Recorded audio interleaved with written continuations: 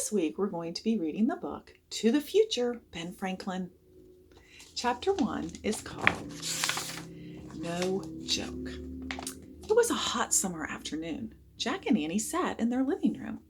Jack was reading a book about weather. Annie was looking out the window. "Let's go do something," she said. "It's too hot," said Jack. "We could ride our bikes to the lake," Annie said, "and go swimming." "No way," said Jack. "We could..." "Shh, please," said Jack. "I'm trying to read." Annie was quiet for a moment, and then she gasped. "Oh, wow, lightning! I just saw a flash of lightning out there," she said. "You're joking," said Jack. "Nice try." "No joke, I saw it," said Annie. "There's not a single cloud," said Jack. "You need clouds to have lightning." "Then it must have been magic," said Annie. "Come on, let's go." "No, thanks. Have fun," said Jack. "You'll be sorry," said Annie as she rushed outside. Jack waited for Annie to come back in from the heat. He waited and waited, but she didn't return. Jack put down his book. "I'd better check," he said to himself.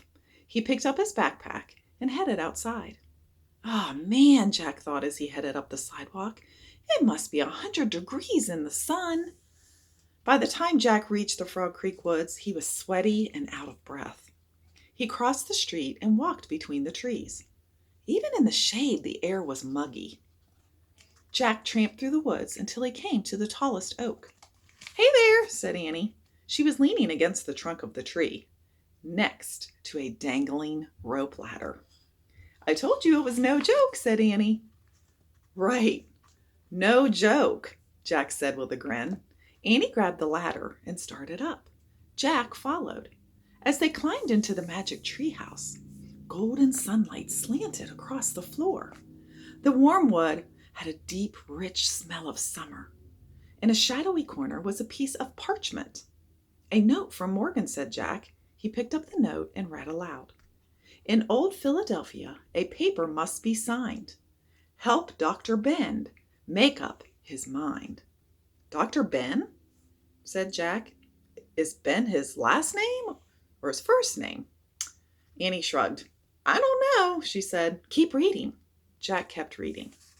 "To get his attention, say, 'We're from the press.' Then do what you can to ease his distress. Listen to his thoughts. If his fears start to grow and he loses all hope, there's a place he must go. 'Tis a land filled with things you see every day, but these everyday wonders will show him the way." Said Annie. "So Morgan wants us to go to old Philadelphia.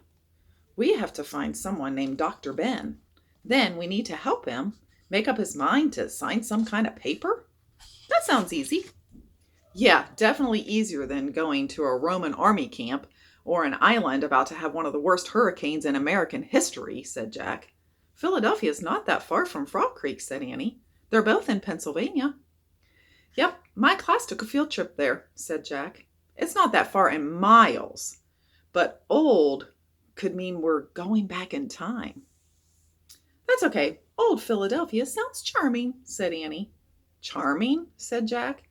"Yeah, like lovely and pleasant," said Annie. "Okay," said Jack. "So where's our research book?" They looked around. The only book in the treehouse was their Pennsylvania book, the book that always brought them back home. "Hold on," said Jack. "I have an idea." He picked up the Pennsylvania book and checked the table of contents. "Yes, there's a chapter called Old Philadelphia, 1787. "Cool! Let's go to 1787, said Annie. "This book can take us there and bring us back home." "Exactly," said Jack. He turned to a page that showed a drawing of a cobblestone street with women in long dresses and carts pulled by horses. "See, it does look charming," said Annie. "Let's go." "Right," said Jack. He pointed to the drawing. "I wish we could go there." The wind started to blow and the treehouse started to spin. It spun faster and faster, and then everything was still, absolutely still. Chapter 2 is called Old Philadelphia. The sun was high in the hazy sky, and the air was still and muggy. Ugh, said Jack. It's just as hot here as it was at home. Yeah, and our clothes are going to make us even hotter, said Annie. She was wearing a long dress with long sleeves, an apron, buckle shoes, and stockings. Jack was wearing knee-high wool pants, a white shirt with a vest, buckle shoes, and stockings. His backpack was now a leather bag. Louis! A woman called nearby. Louis! Jack and Annie peeked out the window. The treehouse had landed in a wide, shady tree in a walled courtyard. Louis! The person called again. Annie pushed back a branch to see better. Near the tree was a 2-story brick house. The woman calling to Louis stood in the doorway. She wore a long, dark dress and a white bonnet. A man digging in the garden looked up. He's gone swimming, Miss Sarah, the woman said. Oh, dear, I've prepared a midday meal for my father, said Miss Sarah. Louis was supposed to take it to him. I could take it, ma'am, said the gardener. Oh, thank you, John, the woman said. It's on the kitchen table. Please carry it to the old state house and deliver it to Dr. Ben. I have to go out shopping for a while. Yes, ma'am, said the gardener. He pulled down his shovel and headed into the house. Dr. Ben, Annie whispered to Jack. That's who we're supposed to find. I told you it would be easy. Right, said Jack, but who is he and what does he do? I don't know, said Annie, but we'll find out if we take his lunch to him. Come on, Jack. We have to act fast. She started down the rope ladder. Jack quickly put their Pennsylvania book into his bag. He climbed down the ladder and joined Annie in the courtyard. We should hide the ladder and pretend we walked here, said Jack. He lifted the bottom of the rope ladder and tucked it between a low branch of the tree. John, the gardener, came out of the house. He was carrying a small, covered basket. Excuse me, Annie called to him. Is Louis here? Everybody's looking for Louis today, the man said. I'm afraid he's gone swimming. Oh, no, said Annie. We're friends of his. We're supposed to go with him to the old state house to take the midday meal to his grandfather, said Jack. Louis must have forgotten, said the gardener. Well, I guess we could take it without him, said Annie, if you'd like us to. Why, yes, the gardener said. I still have a lot of work to do. He handed Annie the basket and wiped his brow. This is the hottest summer in 40 years. No problem. We can handle it, said Annie. Come on, Jack. She started out of the courtyard. Hold on, said Jack. He turned back to the gardener. Excuse me, sir. Can you tell me something about Dr. Ben? Who is he and what does he do? What does he do? The gardener said. It would take me all day to answer that question. Oh, sorry, said Jack.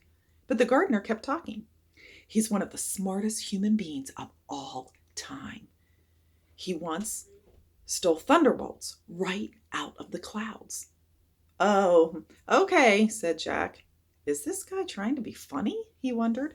He's an inventor and a scientist, John the gardener went on, a diplomat and a writer, a scholar and a businessman. Excuse me, I have to go now, said Jack. He looked around for Annie. She had already left the courtyard. He headed down the path to the gate. So here they are talking to the gardener.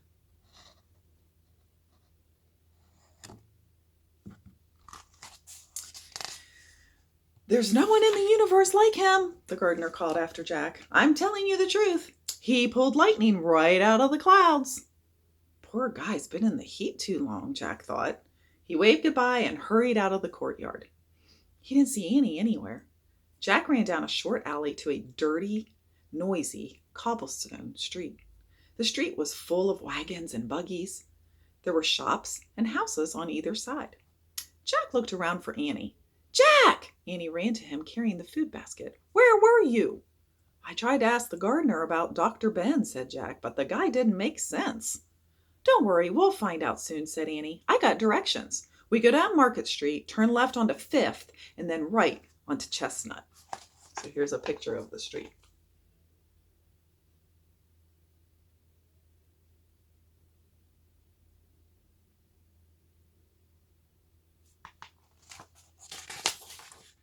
Let's go, said Jack.